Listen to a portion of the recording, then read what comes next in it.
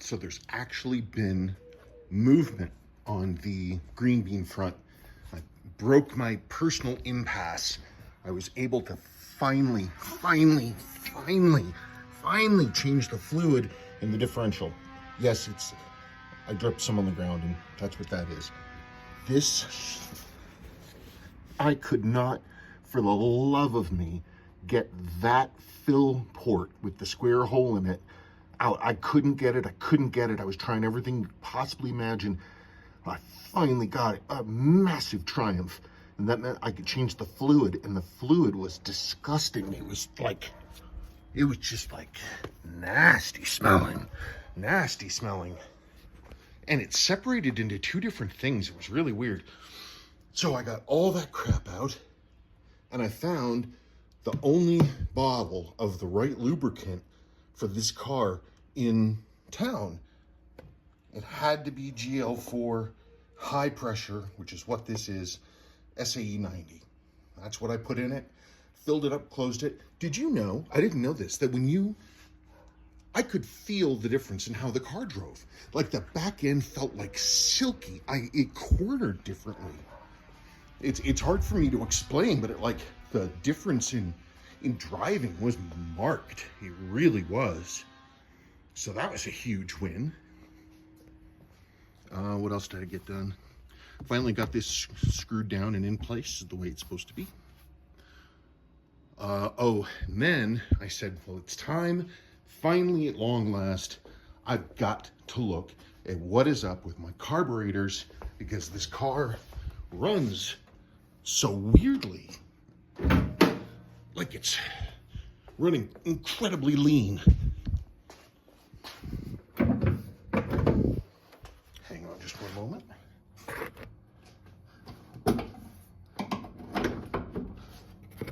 So, yeah, so it was always running like it was just super uber lean. And I wanted to make sure that the choke was set up right, because I was having to basically run it with partial choke all the time. And I was going through, looking at everything, and so this is the choke in front. You pull that, you can see there's the choke going like so. This cable, that's a throttle cable. And so this is the linkage between the two SU carburetors, making sure that they both open at the same time, the same amount, and all that stuff. They have their own separate stop screws. You have to make sure those are set right. Anyway, I'm coming in here. I'm going like this. This one's not moving. This one's moving. This one's opening and closing. That one's just sitting there. People, I never tightened down, or it worked its way loose, that nut, which means the car was running on the idle circuit for this and this carburetor, because the intake manifold is common to both of them. The car was running on like 1 1/10 carburetors, but that had not actually occurred to me yet. I was just like, huh, that's weird. And I put it all back together, and my God, the car drives so beautifully. Wow, it runs great, and it starts right up, and it's just, I think I was a dumb butt. But anyway, better late than never. I have a lot more familiarity with the linkage on these things, but yeah, it's running like beautifully, just beautifully. Well, anyway, it's such a triumph. I decided it's time for me to put something in that I had planned to put in, which is I want to put in a chronograph right there. And you say, you want to put a what now there? I say, let me show you.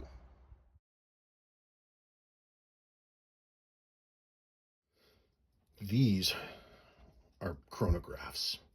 These are chronograph flight clock instruments from World War II.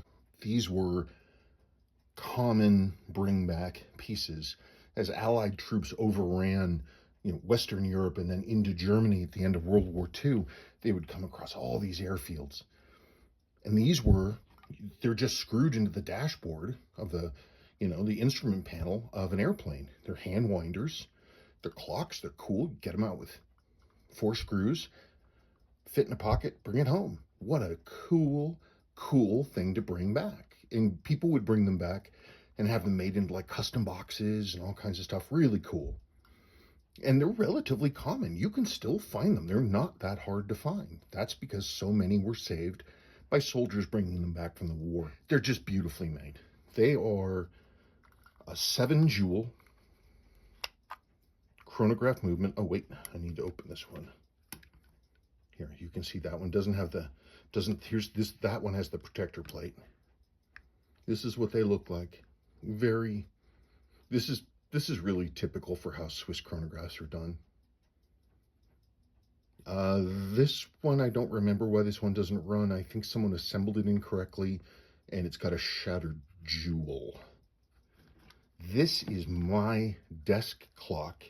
It used to be on this like that, but I think one of my kids dropped it, and so I need to go in there, and I think it's got a broken balance or something. So I've got, thankfully, the makings of 3 of these, which means I should, in theory, have the part to fix it. And which point, once I have one built, I want to put one in the MG. I think it'd be really cool. And because it's a chronograph, you have a legitimate case to say that you're using it to time your progress. I think it would be just super duper neat. Let's go look at it. So now the thing is what to do.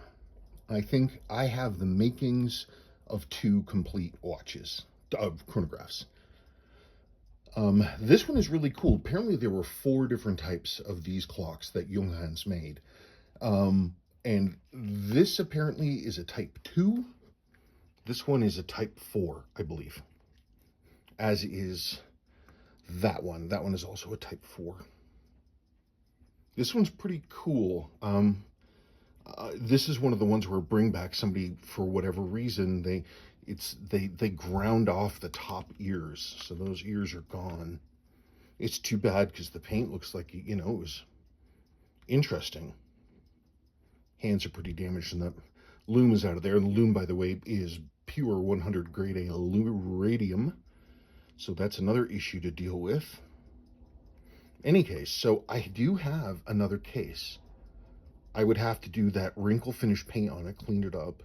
But it's a complete case, and it has 4 ears. I was just using it as the base. And I mean, I have a can of that wrinkle finish. I could do that. And then basically transplant this. Because this one has dirty loom. And I don't really want to mess with trying to clean radium loom. I mean, I could wear an N64 mask and make sure I'm gloved up and all that stuff. But I mean, I don't want to mess too much with that. This loom isn't bad, plus it's an earlier style. The only thing about this one, these 2, they have the glasses on top of everything else. The bezel face curve is angled down inside.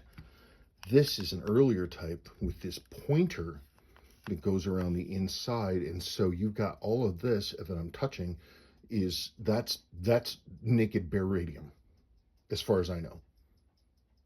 I could clear coat it, but I don't know. I don't know. I need to get a. I mean, it's ridiculous that I have this stuff and I don't have a Geiger counter. That will be my next purchase, because I'm just sitting here figuring it out. Anyway, so I think that'd be interesting. I don't know. Oh yeah, so the only difference between the dials is that has that kind of rays coming out, whereas this is sort of dots. I'd say this one's more precise. I don't know, but I don't like that handset. I do have other hands.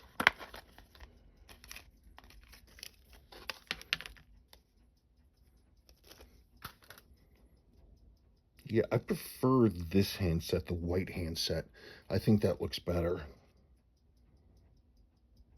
That's what I would probably use. I think that would look nicer. Yes, I know it's not original, but I'm not going to get rid of the hands. So anyway, what do you guys think? Should I go type 4 or type 2? Okay, that's it. Okay, so where I'd be thinking it going be somewhere like there. So when you're sitting and driving, you can see it, and it's close to your hand when you're shifting. Something like that. I think that'd look pretty nifty. What do you guys think? Put that there for the safety for the time being. I was all excited. I was gonna suggest to Sabrina that we go down. We have a function that we have to go to for our oldest daughter is graduating. She's got a function that we need to go to. I was gonna take the MG, have Sadie drive the other car. But it is looking like the skies are gonna open up upon us, so I don't think I'm going anywhere. But, oh, other cool news. I don't know why it never occurred to me. There's the old junkyard in town. I didn't even know if it was still open. I went there. It's closed on the weekends. But the guy, he was like, well, what are you looking for? And I said, well, probably nothing you have. I've got an MG and I need some stuff. I need engine stuff and some body stuff. And he said, oh, no, I can help you. So Sebastian has Friday off, and we're going to go down there and see what he's got, because I need a valence. It's supposed to be a little curved piece of bodywork under there. I need that valence. I need the frame for the top. Those are the next, like, functional items that I need. Anyway, that's it. Thanks for watching.